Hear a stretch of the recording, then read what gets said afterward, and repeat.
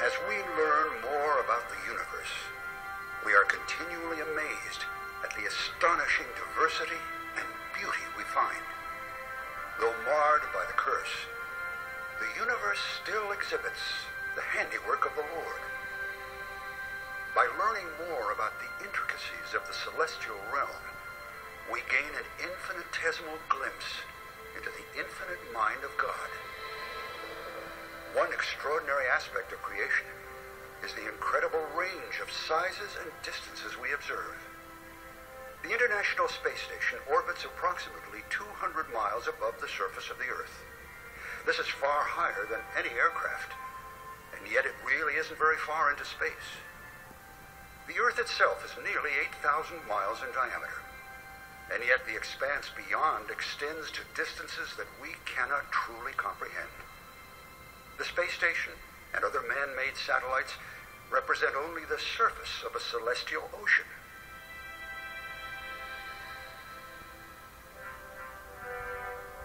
The Apollo astronauts traversed a much greater distance.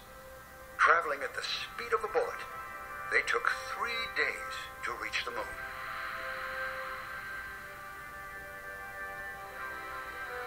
The moon lies at an average distance of 240,000 miles from Earth. This is the farthest that human beings have traveled into space. Yet, the Earth's distance from the Sun is 400 times greater. The Earth orbits at an average distance of 93 million miles from the Sun. But the outer planets orbit at much greater distances. Neptune orbits 30 times farther from the Sun than Earth does. The dwarf worlds Pluto and Eris are even farther out. Their orbits do not lie in the same plane as the planets. The orbits of all the planets could be contained in a cube that is 6 billion miles on a side.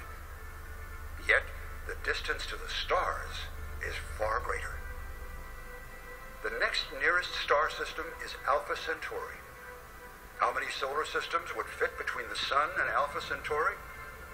The answer is an astonishing 4,278. It is a distance that is almost impossible to imagine.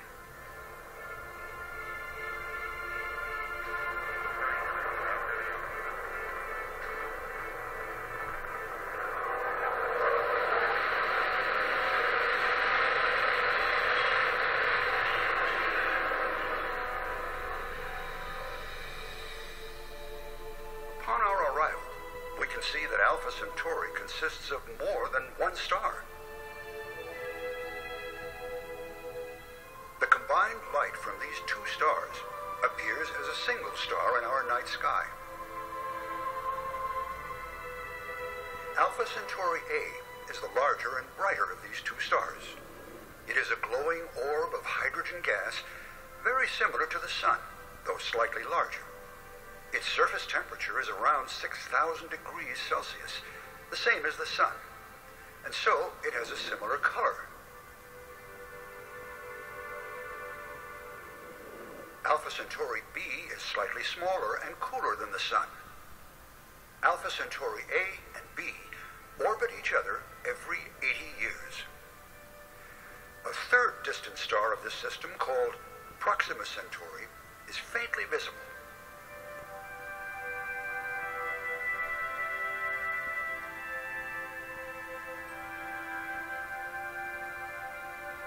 Constellations look very similar to the way they look from our solar system.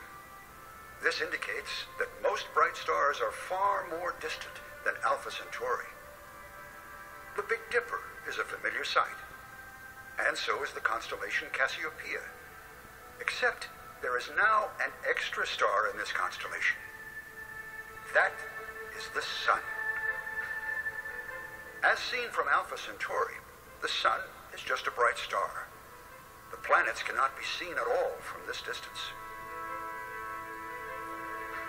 As we journey back to the solar system, the constellations change only slightly.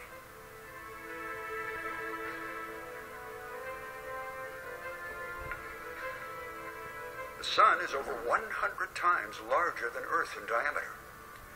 And while most stars are smaller than this, some of the brighter stars in our night sky are considerably larger.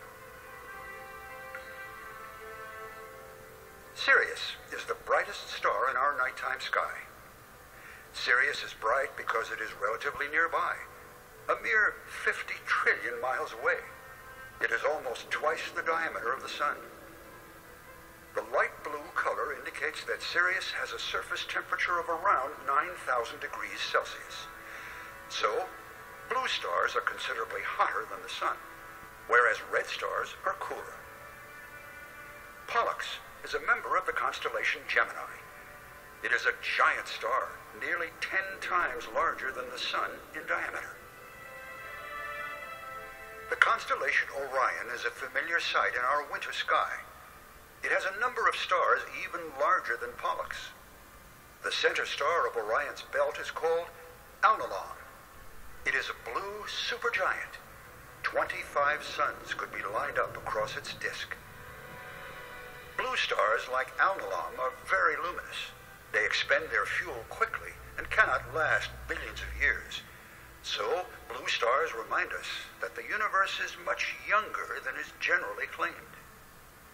Secular astronomers are forced to assume that stars like Alpha have spontaneously formed in the recent past. However, star formation is riddled with theoretical problems and has never been observed. Rigel is also a blue supergiant. It stretches nearly 70 suns across. As amazing as this seems, even larger stars have been discovered.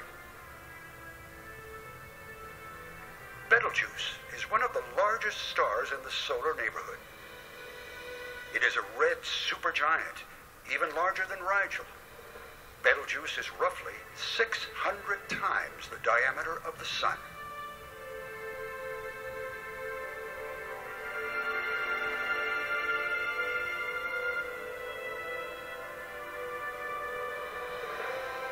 If Betelgeuse were placed at the center of our solar system, we would be inside it. Betelgeuse would completely engulf the inner planets.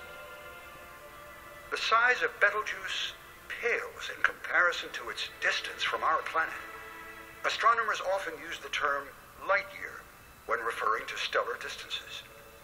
A light year is a measure of distance, not time. 1 light year is roughly 6 trillion miles. Betelgeuse is over 400 light years away, or 2,400 trillion miles. Yet, it's one of the nearest of Orion's bright stars. Alpha lies over 1,000 light years away. Now we will travel much deeper into space, several hundred light years toward Orion's belt. On our journey, we get a sense of the astonishing distance to these stars. The Hyades star cluster is visible on our right. We pass Bellatrix, the nearest of Orion's bright stars. Next out, Betelgeuse slowly drifts across the scene. A myriad of faint stars continually glides past our field of view. We are now roughly 400 light years away from home. As we pick up speed, we pass by Rigel and Saiph.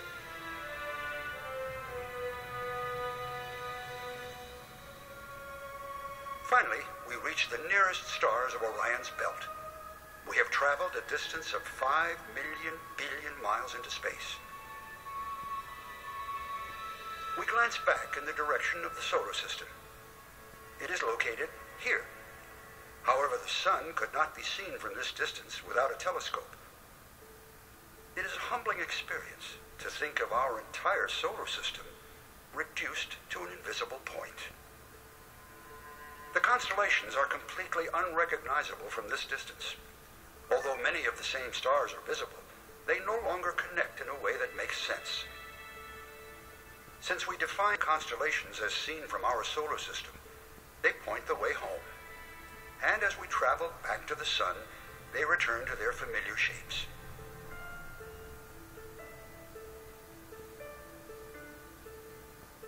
We now know that our Sun is not the only system with planets.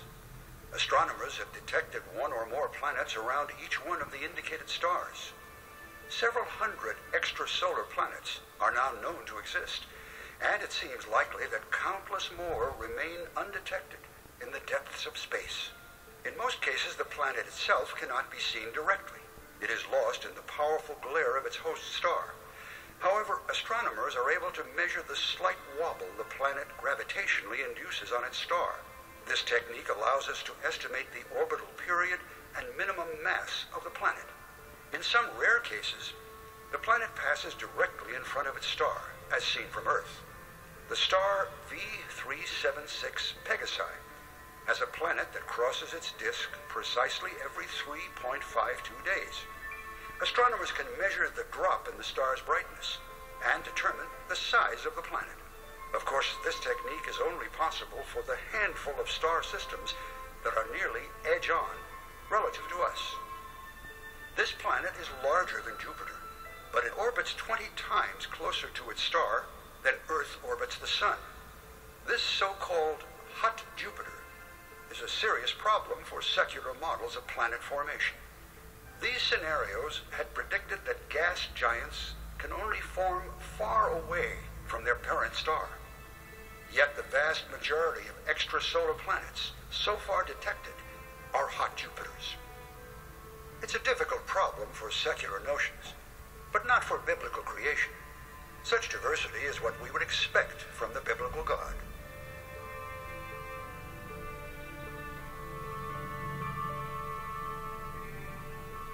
This is the Upsilon Andromedae system.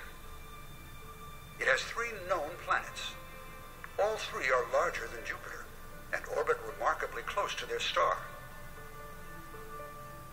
The innermost planet is estimated to be 20 times larger than Earth in diameter. Its proximity to the star makes its temperature over 1100 degrees Celsius. Since current technology is not able to observe these worlds directly, we can only speculate what they look like. But we can be certain that their richness declares the majesty of their maker.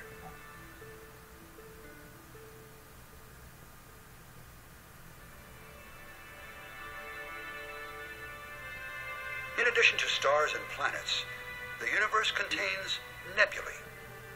A nebula is a cloud of hydrogen and helium gas spread over a vast region of space. Many nebulae are very hot and give off light. They are some of the most colorful objects in the cosmos. Some nebulae are relatively small, produced by the ejected gas of a single star. These are called planetary nebulae because many of them are round and appear like an out-of-focus planet. Planetary nebulae are quite common. Other nebulae are much larger, spanning many light years. These amazing creations can rightly be called the artwork of God. Our summer evening sky contains a number of other objects called globular clusters. They are too faint to be detected with the unaided eye, but are easily seen in binoculars or a small telescope. The globular cluster M4 is found just to the right of the red star Antares. Through binoculars, M4 appears as a faint, fuzzy blur. However, a telescope reveals that this blur is the combined light of thousands of stars. This is the most distant object we've visited so far. M4 is 7,000 light years away from Earth. That's 40 million billion miles. This globular cluster contains roughly 100,000 stars, yet it is only 50 light years across. This incredibly dense star field would be a wonderful sight. In addition to these countless stars, M4 also contains a strange object called a pulsar. It is thought to be the crushed core of an exploded star. Powerful beams of radiation emanate from the star's magnetic poles. When a beam sweeps past our field of view, we perceive a bright flash. However, if our solar system were not in the path of the radiation beams, we would not detect these pulses. By measuring the precise timing of these pulses, astronomers have learned that this pulsar is orbited by a planet. As with all extrasolar planets, we can only guess how this planet may appear. The view from this world must be absolutely breathtaking. On the other hand, it would be difficult to see beyond this bright star field. If we lived in a globular star cluster, we might never know about the vast universe beyond. M4 is merely one of more than 100 globular clusters that belong to our galaxy.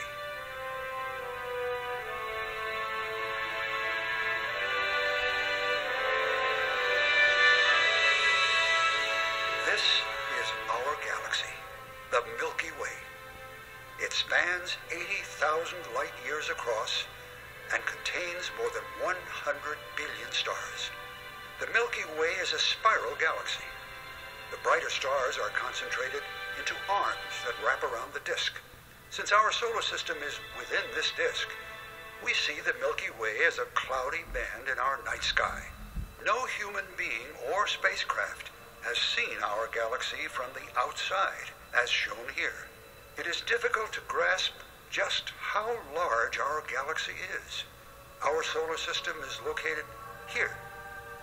In fact, with the exception of M4, all the stars and planets we visited are within this little ring. The Milky Way is a remarkable demonstration of God's power. But what's even more amazing is that our galaxy is merely one of billions. Every one of these faint clouds is an entire galaxy.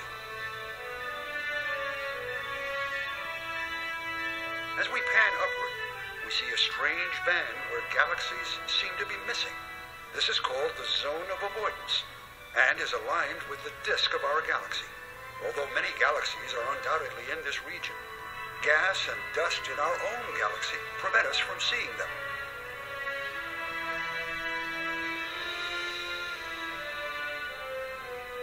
Further up, we see a massive grouping of galaxies called the Virgo cluster.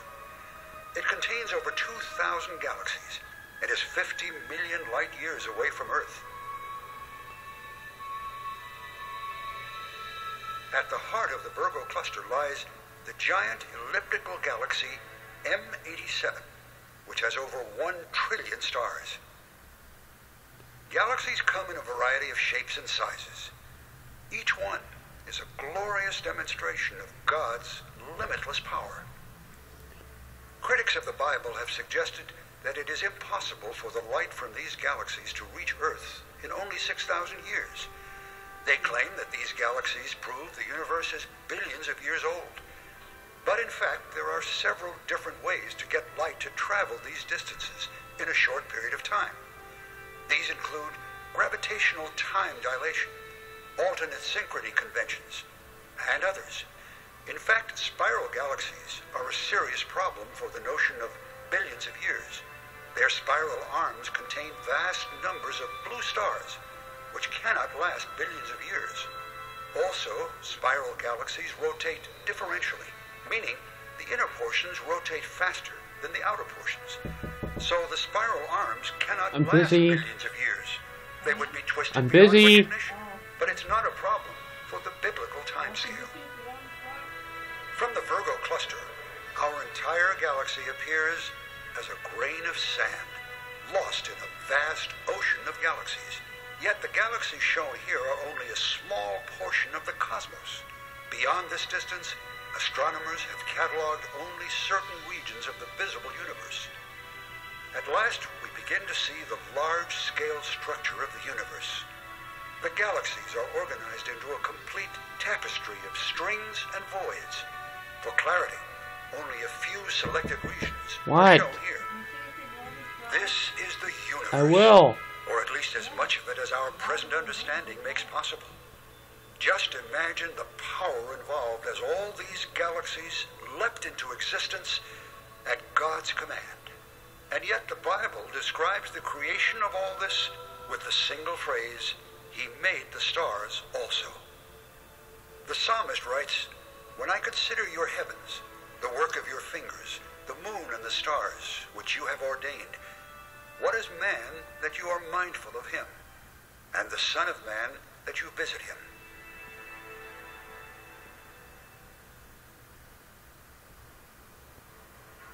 will now travel back home by zooming in by a factor of 10 every 4 seconds. The little circle is 10 times smaller than the large one. Every time we see a new circle, we've traveled 90% of the remaining distance home. The strings and voids of galaxies seem to disappear as we approach home. We plunge into the nearest several dozen galaxies called the local group. The Milky Way becomes visible at last. We're approaching our galaxy from almost directly above. We enter the Milky Way between 2 of the spiral arms. We can now see that these arms are comprised of billions of stars. As we approach our solar system, the stars slow down and converge to their familiar positions. We pause briefly to note that we are now able to recognize the constellations. Orion is visible on our left. The sun is dead ahead, but from this distance it appears as a faint star. At last we reach the solar system. The orbits of the outer planets are highlighted. We can now see the orbits of the inner planets, but the Earth itself is still invisible from this distance. The Earth may seem an insignificant speck compared to all that God created. Yet, this tiny world is where God placed the crowning jewels of his creation. Of all that the Lord created, human beings alone have the privilege of being made in God's own image. And though we have rebelled against our Creator, he's paid the penalty for our treason. It was on this small planet where the Creator of the universe became a man and died our death. He then rose again and has offered forgiveness for all who call upon his name. It is fitting that we should honor God for who he is and for what he has done.